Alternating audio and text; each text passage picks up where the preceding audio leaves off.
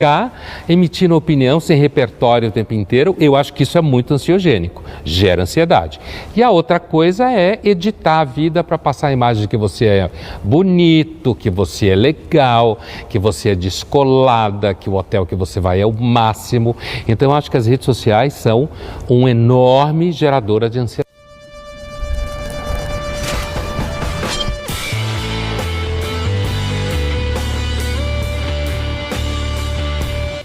Aparentemente, os jovens de hoje são mais medicados, mais diagnosticados do que jovens de gerações anteriores e que agora são mais velhos. Tá? Então, agora os jovens eles são em menor número, na classe média para cima, tem menos pessoas que têm filhos, os pais projetam demais muita coisa sobre os filhos, querem que eles deem certo demais. Então, acho que há um fenômeno relacionado à ansiedade de jovens, que é um fenômeno que merece atenção. Eu acho que a ansiedade nos jovens tem várias fontes, né? Me parece que é um fenômeno histórico, social também, como a gente está conversando aqui. E, portanto, não é alguém que decide fazer essa ansiedade acontecer. Eu vou dar um exemplo banal. Se você projeta sobre o seu filho a ideia de que ele deverá ser uma pessoa melhor do que você, já ferrou. Já ferrou. Já criou ansioso. Já criou. E um monte de coisa. Porque quem disse que esta pessoa tem que ser medida pelo que você acha que você foi ou é e pelo que você acha que ela deve ser, certo? Então você já criou uma métrica, já criou uma meta, que é, não, eu quero que meu filho e minha filha sejam uma pessoa melhor. Muitos pais falam isso assim, como se estivessem falando uma coisa linda e maravilhosa. E, na verdade, estão assinando uma sentença de que essa criança vai ter que cumprir um roteiro. E antigamente eram 9 crianças, os pais não sabiam nem o nome todos deles, e agora toda essa ansiedade deles se projeta numa única criança ou em 2 crianças. Ou seja, o número maior de irmãos protegia cada um deles dos pais. Eu acho que as redes sociais é um desenvolvimento do capitalismo informacional, do capitalismo de vigilância, como está na moda falar, do fluxo de informação e de conhecimento. Não acho que as redes sociais elas sejam responsáveis únicas pela ansiedade, porque a ansiedade que a gente está falando é uma ansiedade que surge dos vínculos materiais sociais ao longo da modernização. Né? E que se radicalizou nos últimos tempos. E aí as redes sociais são um agente ansiogênico, como a gente fala. E um agente ansiogênico de que forma? A sua vida deve valer likes, certo? E aí você vira uma celebridade do nada. O que é uma celebridade do nada? É alguém que, na realidade, quer vender um suposto estilo de ser, que na realidade é um estilo banal, mas que de repente tem alguma coisa que parece interessante para um monte de gente banal, e aí você começa a ficar escravo, querendo cada vez mais, tendo mais seguidores. Redes sociais é uma escravidão, né?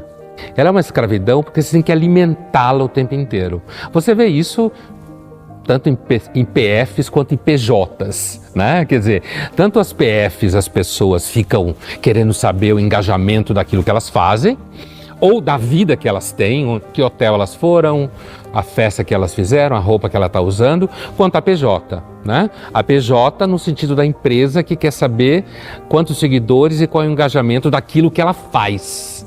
E aí você acaba ficando escravo, como a gente discutia aqui em alguns programas anteriores. Quer dizer, o marketing digital vira uma tal métrica da vida que é profundamente ansiogênica. Por quê? Porque a qualquer hora pode mudar, a qualquer hora pode cair o engajamento, ou pode subir do jeito que você não quer, e aí você não tem controle. No mundo contemporâneo existe um tipo de ansiedade típica, que é a ansiedade ligada ao controle de tudo, à obrigação do sucesso. Esse tipo de ansiedade, que a gente pode chamar de uma era da ansiedade, provavelmente isso é uma coisa nova.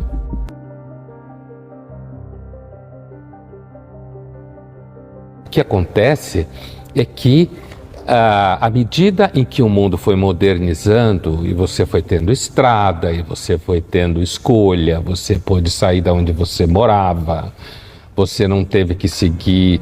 Pega o exemplo de uma mulher, por exemplo, ela não teve só que ser mãe aos 13, 14 anos. Então é possível que antes, não que todo mundo era feliz, mas antes você não tinha a angústia da escolha, da decisão, porque a vida estava meio que dada. Agora não. Agora você tem que tomar decisões. Eu vou para cá, eu vou para lá, eu caso, não caso, eu tenho um filho, não tenho, trabalho nisso, naquilo, dinheiro ou felicidade. Então, escolha está bem associada à ansiedade, com certeza. Isso conta também para a ansiedade? Essa possibilidade da pessoa não seguir o seu destino? Isso conta, inclusive, como a possibilidade de que você não consiga fazer enquanto você acha que todo mundo está conseguindo fazer. Aí né? piorou, né? Aí você fica se comparando. Agora, não tenha dúvida que um menino ou uma menina de 7 anos de idade que já fica pensando em ser youtuber, a ideia, sabe, Thaís? A ideia de métrica, metas. Você tem metas o tempo inteiro. Você tem que bater meta no número de passos, meta no número de quilômetros, meta negativa, no caso, o número de calorias. Quer dizer, essa sensação de que você tem parâmetros que medem o seu sucesso, isso é profundamente ansiogênico. E eu não vejo nenhuma opção no mundo contemporâneo, já que isso é dado nas estruturas sociais. Então, Thaís, tem essa coisa que algumas pessoas chamam de desejo mimético, que é esse desejo de você ter o que o outro tem. Então, de você imitar o outro tendo aquilo que ele tem. E na medida em que você não consegue ter o que o outro tem, você fica violento. Mas você já fica violento porque então você quer tomar o que o outro tem.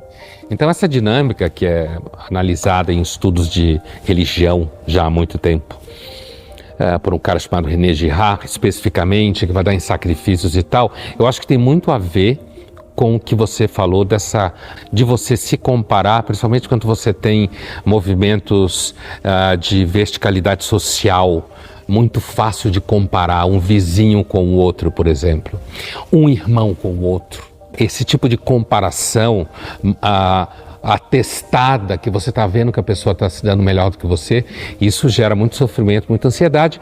Isso é a regra geral do mundo, né? A ansiedade é uma espécie de ferramenta do capitalismo, pelo menos ela faz parte, alavanca e sustenta o capitalismo, é isso? É justamente isso que quer dizer uma ansiedade, uma era da ansiedade, uma ansiedade social. Exatamente isso. Ela é o resultado não só do capitalismo no sentido de que tem, sei lá, algum dono de banco pensando eu vou fazer todo mundo ficar ansioso, né? Mas é uma ansiedade associada à possibilidade de controle. Controle do ambiente exterior, controle do tempo, controle da relação de causa e efeito, controle dos resultados, certo? O capitalismo está dentro disso. Na realidade, ele é uma forma social e econômica que abrange todos esses elementos. Então, me parece que a ansiedade contemporânea, ela é um fenômeno inscrito nas relações de produção. Nesse sentido, é uma análise marxista. Mas também tem a ver com esse nível, digamos assim, um pouco mais filosófico, que é controle. Eu tenho que ter meta, eu tenho que controlar a agenda, eu tenho que controlar meu tempo. Hoje o que você tem que fazer o tempo inteiro é se controlar. Você não pode falar absolutamente um monte de coisas, porque se você falar, alguém se ofende. E tem muita gente que trabalha na mídia e tem medo, porque isso vira mercado jurídico também. E isso cria ansiedade. E cria ansiedade, porque aí você, como ansiedade, Thaís, essa ansiedade social a qual a gente se refere, ela está muito associada a um afeto que inunda você quando você percebe que você pode perder o controle das variáveis à sua volta. Ansiedade e controle, é um dos vínculos profundos aí. E aí na hora que você imagina que se você falar A, isso pode levar a uma interpretação tal, que alguém se ofenda ou alguém mova um processo contra você, isso é um enorme processo de cala-boca e de eliminação de pensamento público.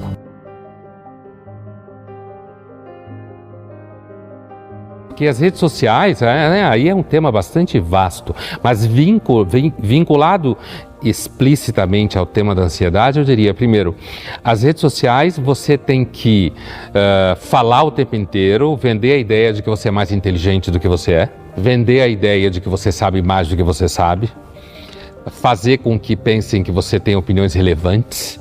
Pelo amor de Deus, ter opinião sobre as coisas cansa. Agora imagine você ficar emitindo opinião sem repertório o tempo inteiro. Eu acho que isso é muito ansiogênico, gera ansiedade. E a outra coisa é editar a vida para passar a imagem de que você é bonito, que você é legal, que você é descolada, que o hotel que você vai é o máximo. Então eu acho que as redes sociais são um enorme geradora de ansiedade. E além dessa exposição, ainda falando de redes sociais, tem também a grande quantidade de informações a que você se expõe. Quantidade ou excesso de informação também gera ansiedade? Eu acho que sim, né? E na época que a gente vive isso está muito claro, né? As informações que vêm pelas redes sociais e pela internet, elas vêm fragmentadas, sem pé nem cabeça, e isso seguramente gera muita ansiedade. Porque quando você está vendo notícia pelo aplicativo, o aplicativo fica dando notificação para você do que está acontecendo, isso é completamente tempo real, você está fazendo outras coisas, e isso entra, é como se você fosse paulatinamente se afogando num monte de coisa que você não consegue nem digerir. Não saber, não conhecer, não se informar, torna a pessoa menos ansiosa? Os americanos têm um ditado muito bom que é ignorance is bliss. A ignorância é um êxtase, né?